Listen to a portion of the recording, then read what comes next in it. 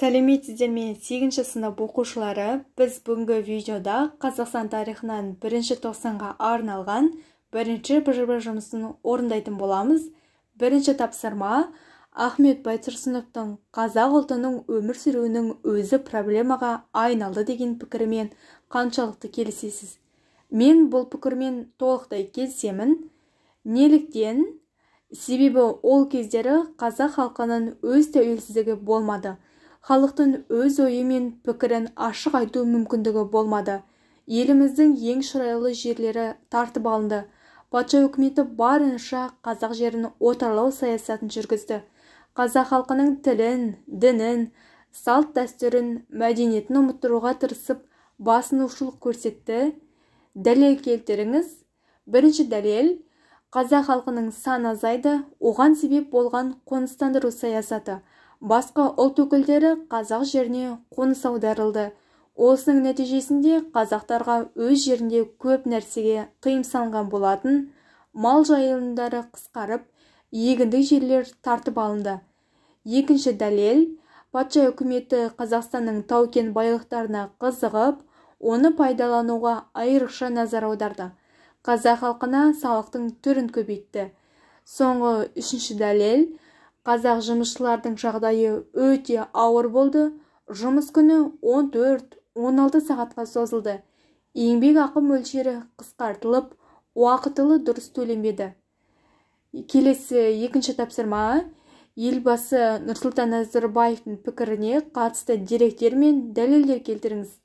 Елбасы Нұрсұлтан Назарбаев тарих толқынында кітабында 1913 жылдан бастап Қазақстандағы азаттық қозғалысының қазақ газетінің қызметіне байланысты жаңа кезеңі басталды.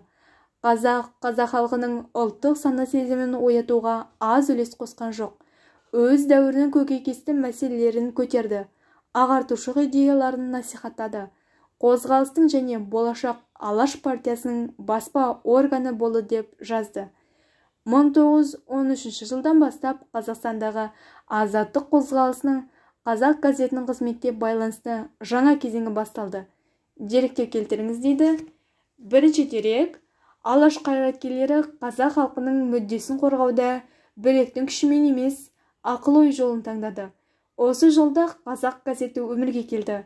Қазақ газеті 1918-1913 жылдары Орынбор қаласында жарияланып тұрған қоғамдық саяси және әдеби-мәдени басылым. Бірінші басылым 1913 жылы 2 ақпанда шыққан. Газет рәміздік бейне ретінде киіз үйді ұсынды. Екінші дерек, 20 ғасыр басында аталған газет оқығандардың, діндарлардың, шәкірттердің, қарапайым сауаты бар адамдардың тұтастай жалпы ұлттың ықыласпен оқитын басылымына айналды. Қазақ газетінің рөліне төмендегі салалар бойынша дәлелдер келтіріңіз. Ұлттық сана-сезімін оятуға қосқан үлесі. Қазақ газетінің халықтың ұлттық сана-сезімін оятуға қосқан үлесі өте зор. Қазақ газеті халықты оқуға, дамуға шақырып, ұлт тағдыры, жер мәселесі, әдебиет пен мәдениет, бала тәрбиесі және тағы басқа мәселелерді қозғап, қазақ халқына насихаттаған. Өз дәуірінің көкейкесті мәселелерін көтеруі. Қазақ газеті өмір сүрген уақыттарда көптеген оқиғаларды бастан кешірді және сол сәттегі мәселелерді өз басылымдарына шығарған. Мысалы, Бірінші дүниежүзілік соғыстың керегіне қазақтарды жұмысқа алу туралы патша жарлығын шығарған. Ағартушылық идеяларды насихаттауы. Қазақ газетінде ағартушылық идеялар көп насихатталды. Қазақ газетінің бірінші басылымында Ахмет Байтұрсыновтың «Құрметті оқушылар» атты кіріспе мақаласы жарық көрген. Алаш партиясының баспасөз органы. Қазақ газеті Алаш партиясының баспасөз органы болып табылады. Өйткені Алаш партиясының негізін қалаушылар Қазақ газетінің бас редактор жазушылары болып табылады. Осымен БЖБ тапсырмалары аяқталды. Каналға тіркеліп, видеоға лайк басып, видеоны достарыңызбен бөлісе кетіңіздер.